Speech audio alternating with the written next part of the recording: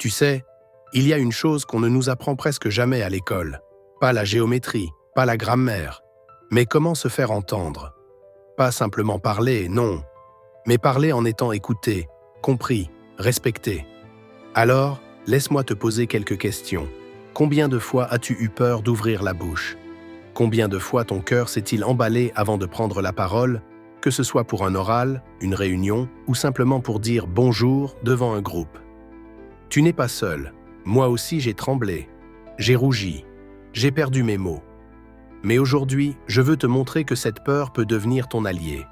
Que la parole, quand elle est bien utilisée, ouvre des portes, construit des ponts et transforme des vies. Dans cette vidéo, je vais te guider à travers 4 étapes essentielles pour libérer ta parole et captiver ton audience. 1. Te connaître pour mieux t'exprimer.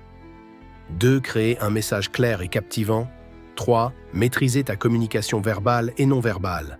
4. Gérer le trac et évoluer.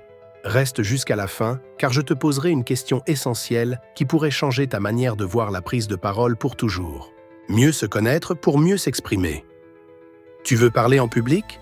Commence par te parler à toi-même. Demande-toi, pourquoi veux-tu t'exprimer? Est-ce pour impressionner? Convaincre? Transmettre quelque chose d'important? Quelles sont tes peurs? Le vide? Le regard des autres? Ou peut-être de ne pas être assez bon? Dans cette première étape, on ne parle pas encore de mots, on parle de conscience de soi. Quel est ton style naturel? Tu es plutôt analytique ou passionné? Structuré ou spontané? Et surtout, quel message as-tu vraiment envie de faire passer au monde? Reviens aussi sur ton passé. Quels souvenirs ont marqué ton rapport à la parole? Ce prof qui s'est moqué de toi? Ou cette fois où quelqu'un t'a écouté avec attention? Ce travail, tu le feras dans le silence. Mais crois-moi, c'est lui qui donnera du poids à chaque mot que tu prononceras ensuite. Créer un message clair et captivant. Parler sans structure, c'est comme naviguer sans boussole.